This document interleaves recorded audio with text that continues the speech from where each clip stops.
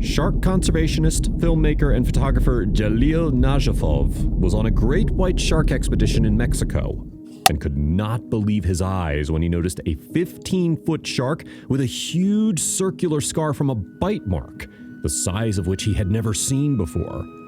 Najafov had been invited to shark dive on board the Pacific Fleet boat for the 5-day Great White Shark Expedition to Isla Guadalupe, Mexico in August 2019. Guadalupe Island is a volcanic island 130 nautical miles, or 150 regular miles, off the west coast of Mexico's Baja California Peninsula, that's known for its scuba diving experience and encounters with great white sharks. On the second day of the trip, I was lucky enough to meet and film Sea Batch, Najafov tells PetaPixel. On the last day, I saw this shark from the boat. Before we left the island, she swam past our boat as if she wanted to say goodbye.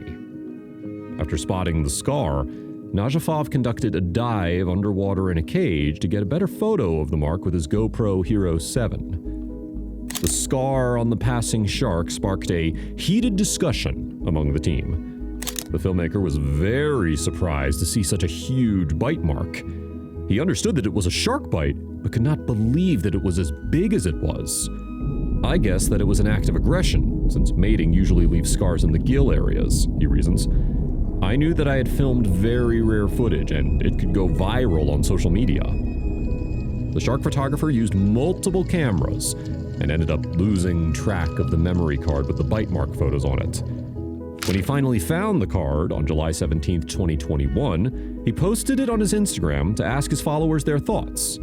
Was the unusual wound caused by mating, aggression, or something else? The photo, in which he named the shark Survivor, was very well received and was the most liked photo on his Instagram page.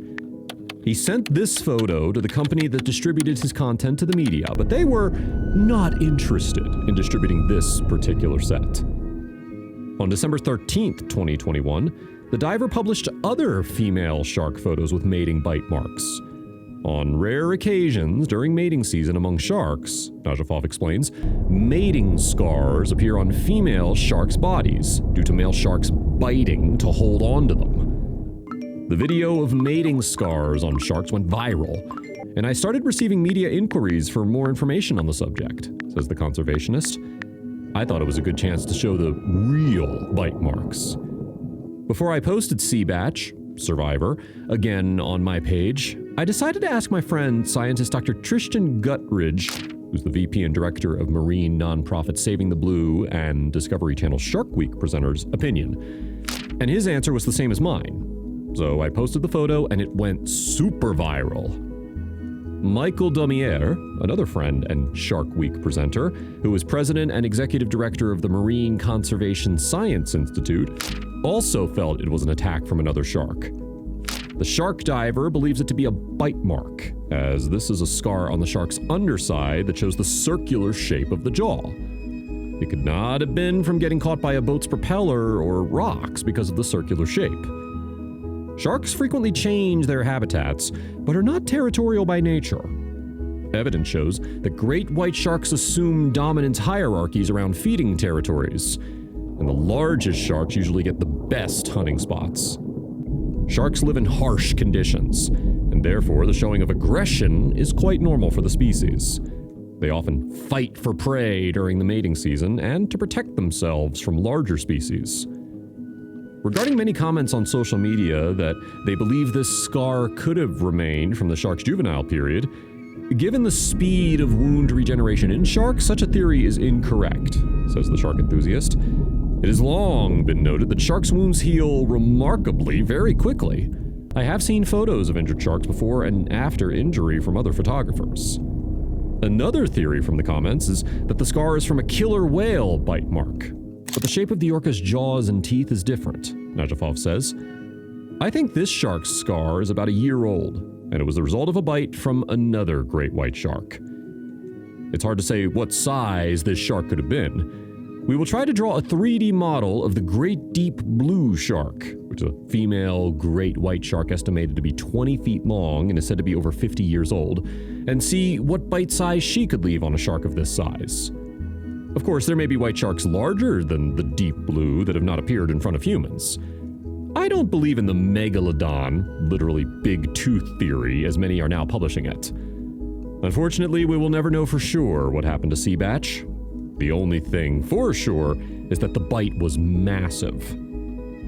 Great white sharks generally measure up to 13 feet or 4 meters for males, and up to 16 feet or 4.9 meters for females on average. Najafov grew up in Azerbaijan, a country located at the boundary of Eastern Europe and Western Asia. He has always had a passion for sharks and the ocean, which led him to leave the government job that he had worked on for several years.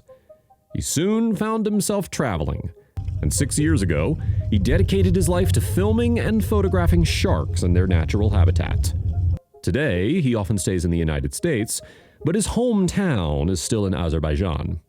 He has set himself a goal of educating people about sharks and the importance of preserving them. It's hard for the conservationists to believe that hundreds of sharks are killed every single minute for their fins, just for a bowl of soup. He feels we need to raise awareness for sharks and is trying his best to attract attention to the cause with his videos and photos. Sharks are not man-eating monsters, emphasizes Najafov, and he cautions against believing what is portrayed in movies. The risk of being attacked by a shark is very low.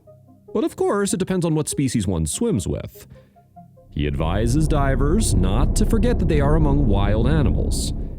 Instead of looking through the camera viewfinder continuously, his advice is to always turn around, look everywhere, and enjoy the sharks in their habitat while also taking amazing photos and videos.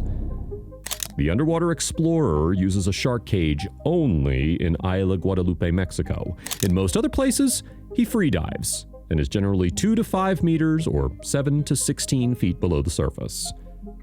Always listen to your shark guides, cautions the shark diver who has also photographed orcas, whales, marlins, and more. Don't forget that the ocean is their home. Always give them respect. Between 70 to 250 million sharks are killed annually. We need to save them.